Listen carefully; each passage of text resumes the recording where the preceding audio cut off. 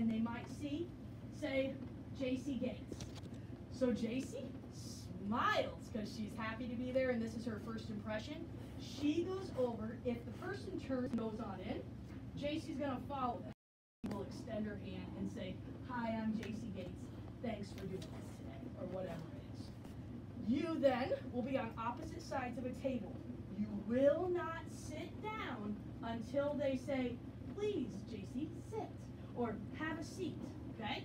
When you sit, you're going to have posture to be recommended to just kind of have them in your lap. You don't need to be drumming. You're not leaning on anything. You're just sitting there in a professional yet somewhat casual and friendly thing. And then the questions will begin. You have 15 minutes where they will talk to you, okay?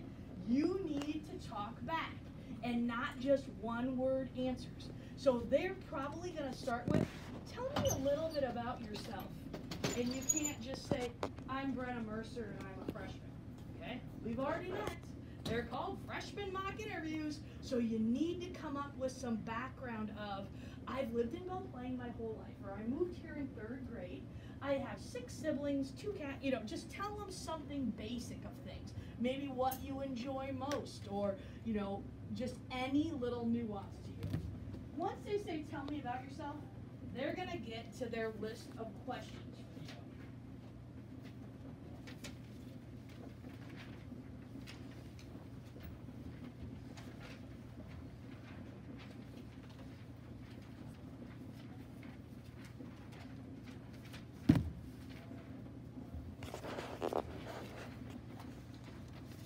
15 minutes, one-on-one. Every one of the interviewers will stay pretty much to this. They get a copy of this, they already have it. And the ones in bold are the ones that are recommended that they ask. But it doesn't mean they can't ask the ones that are just in plain print. It doesn't mean that you may say something that inspires them to branch off of that. So in preparing for these mock interviews, you need to do a little bit of practicing. We're not asking you to write out essay question answers to all of these and memorize it, but should you do a little role playing where maybe in study hall a couple of you go over what you're going to say. Maybe you throw these out to mom or dad or whoever, and you actually have them ask you some of the questions. Because you do not want to be the kid there that's like, I don't know. You've had the questions, you need to come up with some good detailed answers, okay? So number 17 is asking the question, what questions do you have for me? That's when doing a little background research about the person's organization or company will come in very, very handy.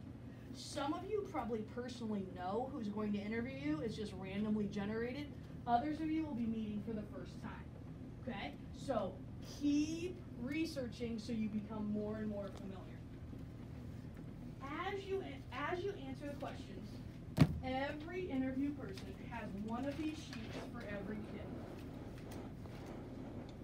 They know, for the majority of you, this is the first time you've been put in an interview position.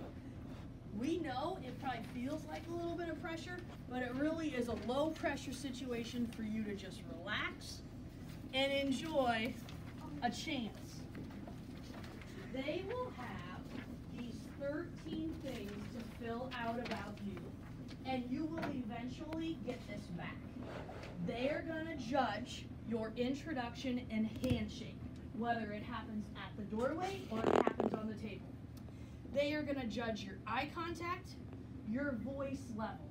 Some of the majority of the feedback that I get that gets a little low is sometimes kids are really soft-spoken and kind of shy and reserved.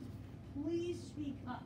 The tables will be separated far enough out that you have your own individual space, but you still need to talk so that person can hear you, even though there are 5 other interviews going on at the same time. Facial expressions. Are you smiling? Are you looking engaged? Mannerisms, body movements. Are you sitting there with a bouncing knee? Okay. or whatever it is. They're going to take a look. Posture and body position, self-confidence and comfort level, willingness to volunteer information. I did have a kid that once answered, I really don't want